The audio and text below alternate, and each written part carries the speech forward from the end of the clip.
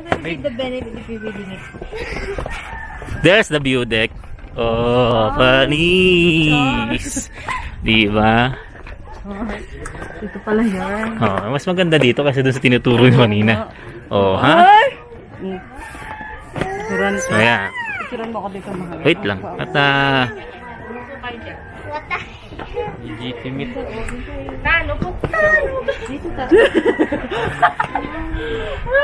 Para malalagyan yung puso kong mais ka.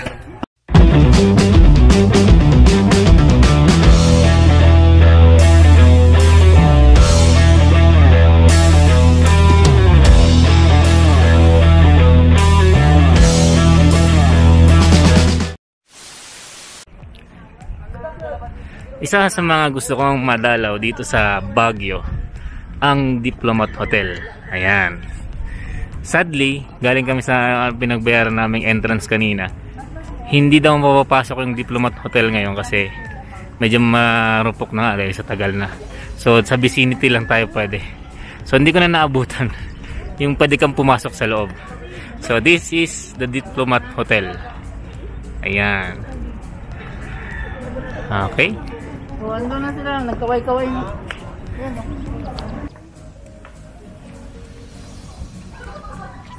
Ayan. So, yan yung Diplomat Hotel. Nangihinayang ako kasi gusto ko talaga siyang mapasok eh. At ever since na, nung last 2017 nagpunta ako, hindi namin napuntahan to dahil seminar yun. Tapos, tawag ito, busy. So, hindi kami na masyado nakagala. So ngayong nandito na naman ako, 2022, bawal naman pasukin. Kasi medyo marupok na daw, temporary reclose. So sana, ano to, ma-renovate. Ayan. So hanggang dito lang tayo ng entrance ng Diplomat. Oh, ano mo natin yung entrance niya. Ayan. So hindi tayo pwede pumasok. So ito yung ang tawag sa kanya dati ay Dominican Hill and Retreat House. So anto, lugar ng mga madre at pare. So hanggang dito lang natin siya pwedeng makuwanan. Ayan. So again, sabi nung mga nung nasa entrance, baka pupunta kayo, may bala kayo pumunta dito, ay temporarily close siya sa loob. Sa vicinity lang pwedeng pumunta kasi medyo marupok na nga yung structure at umaambon. So hanggang dito lang talaga tayo. And then the vicinity, sa paligid lang tayo makakadalaw. So ayun pala yung, doon pala banda yung famous na parang may puno sa gitna. Yan. Okay, sayang. Kung kailan nandito ako, saka hindi pwedeng pasukin. So dito, pwede natin siyang silipin. Ayan. Sige. Ayan, doon na daw sila sa banda, sinaulan na. Ayan. Kung makikita nyo dun sa mga sa pader, yan, sabihin, tumutubuan na siya, ibig sabihin matagal na talaga siya, no? So ayun.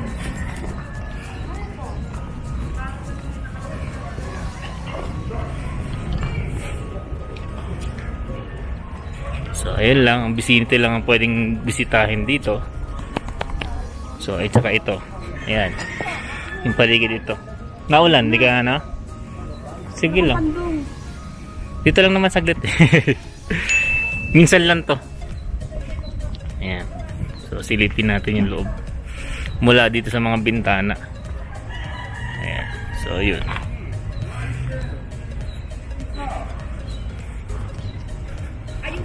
Ayan. Hanggang dito lang natin siya pwedeng silipin. So ito yung itsura ng Diplomat Hotel sa side niya. Ayan.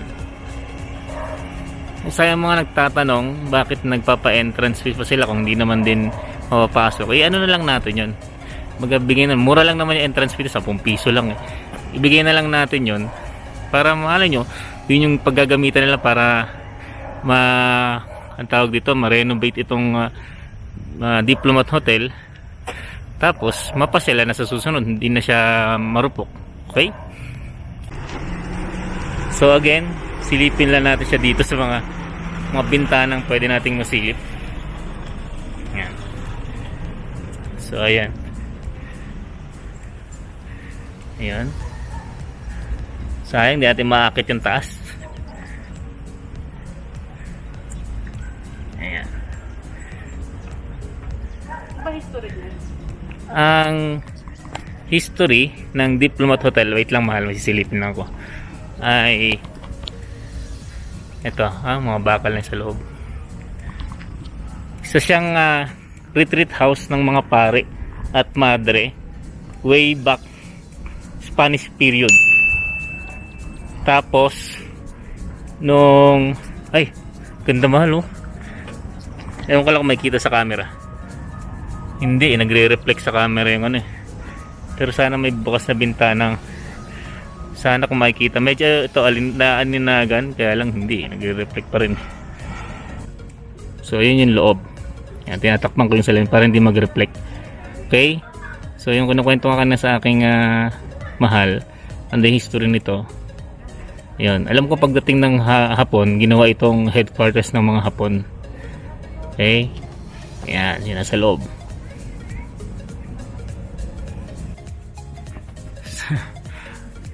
Nagpakahirap pa ako, may bukas naman palang bintana. Yan. Ayan. So may mga artwork pala dito sa loob. Okay. So nire-restore nga itong Diplomat Hotel. Okay? Ayan. So yun pala yung sikat na ano. Ayan, yung artwork na. Okay? So ayan, no? Hindi naman natin mapapasok na yung Diplomat Hotel. Ay ano na tayo, pull out na tayo kasi tinatawagan na ako. Okay, sana sa susunod na dalo ko dito sa Diplomat Hotel pwede siyang pasukin. Yan.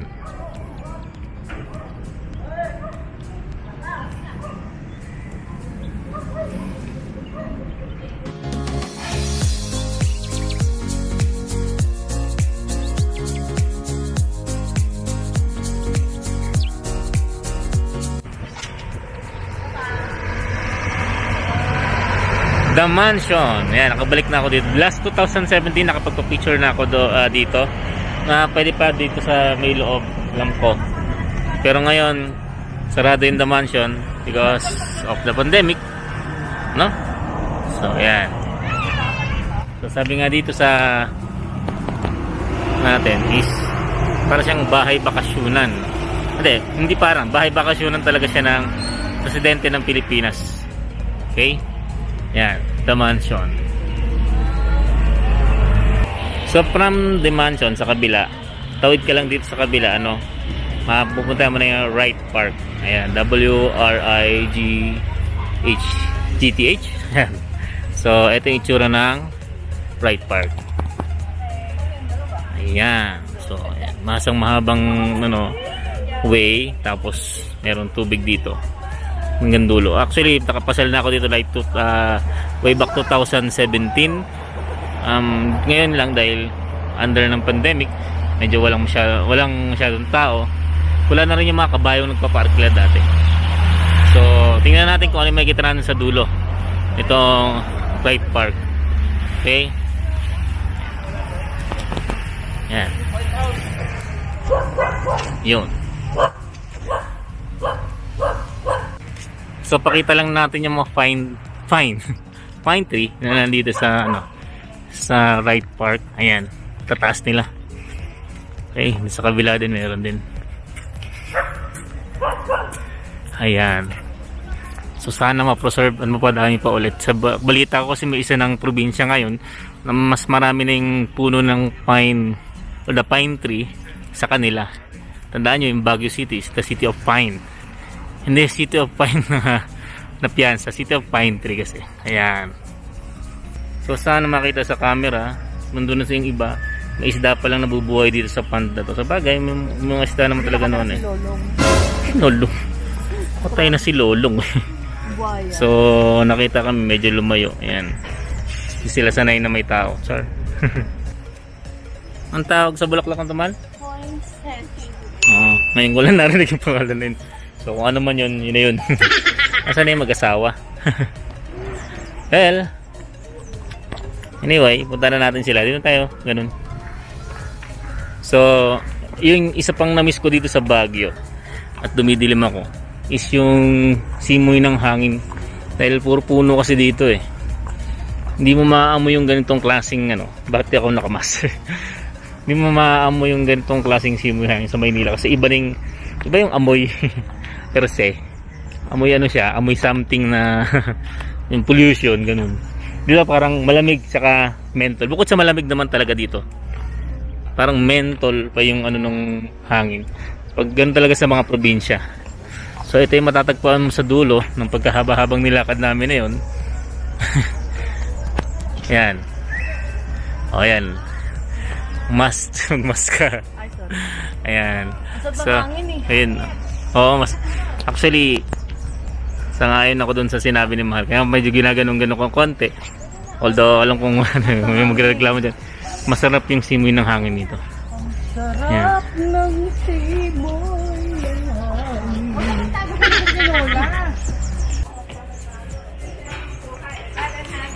Okay. So, pag diniretso mo pala dito, may makikita kang mga tindahan. Ayun. Okay. So, meron pa pang mga naglalaro doon. At may mga tindahan pa dito. Ikot tayo, Mahal. Ito. Pag ganun. So, puntahan natin. Pag ano tayo, ikot tayo. Ikot yan eh. Puntahan natin tong part lang na to. Oh, sige lang. Sige lang. Antayin naman tayo nun. At makita lang itong lugar na to. Sarap ng hangin. Sarap ng hangin. Grabe. Walang wala nito sa Manila. Over. Ang lamig eh. Sarap. Ito yung makikita nyo sa dulo nitong right na park. Ayan. So, meron siyang mga tindahan. Nakakaigurante yung itong hangin. Tapos ito. Pato mga bunso. Tapos, ayan. May mga painting na binibenta dito. Ayan. Ayan, tayo muna doon. And then doon meron pang lugar doon. So hindi na natin pupuntahan yan. So meron ditong tindahan ng mga ethnic na pang-igorot suot. Ayan. Ayun yung kabayo. Nandito sa dulo. Ay, ayan. sayang. Bumalik na sila. Oo nga. So hindi, lapitan ko lang. No? Dali, tingnan natin. Tara, Mahal, lapit natin.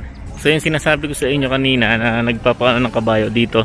Tapos may nagpipicture pa doon, no, yung ano. Sayang, bumalik na sila. Ano, malilate na tayo. Tapos dito na yung ano, sa kabayo. 25 lang, oh. Papicture mo ako, Mahal. Ikaw, sige. Ayan. Dapat nagdiretso sila dito. Tawagan ko nga saglit. At dahil natagpuan namin yung sa kabayo, ayan siya. Ayun. Sumakay siya. So, pag pumunta kayo dito sa right park. Sige, Mahal, pwede ka na bumaba, Mahal. Okay na yan? So, pag pumunta kayo dito sa right park sa dulo, pupuntahan niyo si Tatay at pwede kayo magpa-picture sa kabayo. 25 pesos lang. Ayan. Yan naman na. Kausap lang natin si ano. Yan. Pwede ka bang ma-interview? Char. Hello. Yan.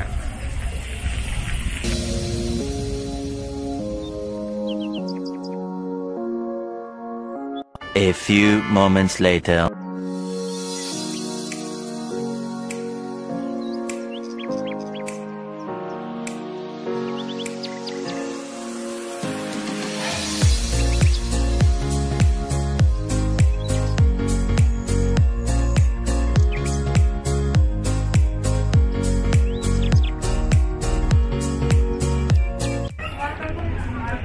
So next sa itinerary namin is yung Mines View. So nakarating na rin ako dito last 2017. This is the second time. Si Mahal first time. Yes. So basically kaya Mines View yung tawag dito. Overlooking ito ng different part ng Baguio. Ayan. Ano yan? Yep. So mamaya along mamasyal natin ito, makikita ninyo. Ha? Ay, oo nga. Oh, nakakita kami ng paboritong kape niyan. Mahal, wait lang. Ayun yung newlywed. Ayan. Okay?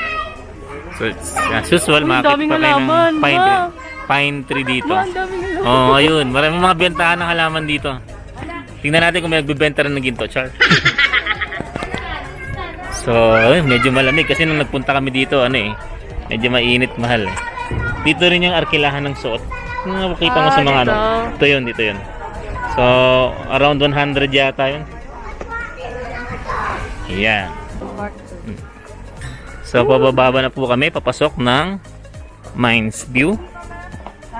Pero this is not mine. Ayan, So, sila namimili ng halaman. Kung ako bibili na, wala mong pine tree na itatanim dito. Natanim tayo na. Malamig ka na, ha? Malamig na talaga ngayon dahil hapon paggabi na eh. Okay? So, 60%. Ayan, mamaya makikita mo. So, yun yung sinasabi sa mga aso nagpa-picture. Ngapit ka dyan. Sige. Ha? Hindi, oo nga, maliit. Pero malaki pa rin yan. It's a dog. Ito, mahal.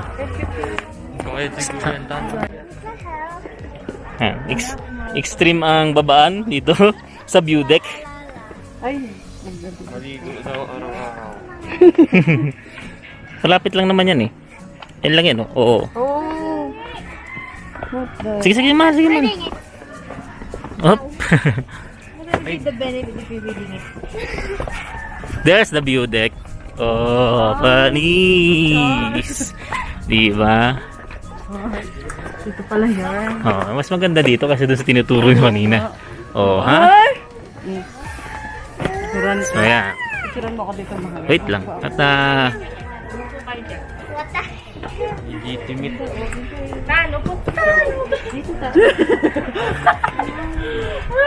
Parang malalaglag yung puso kong mais ka. Kabisa ko na. yeah. So, yun yung makikita ninyo dito sa Mines View. Overlooking deck. Ayan. Sa view deck. Ayan. Hindi, ganyan ka.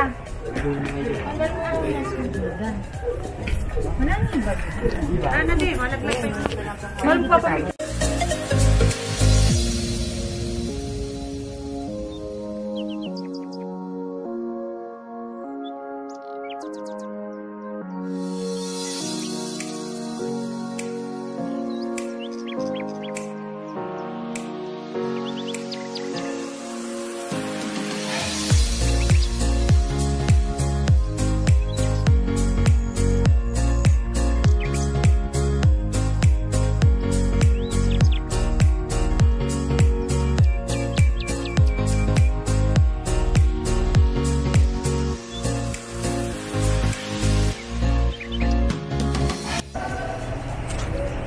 Hi.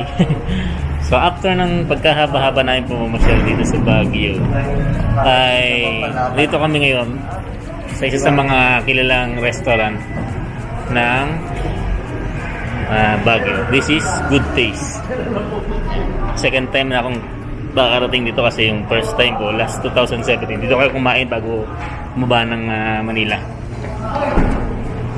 So let's go. Samahan nyo kami dito.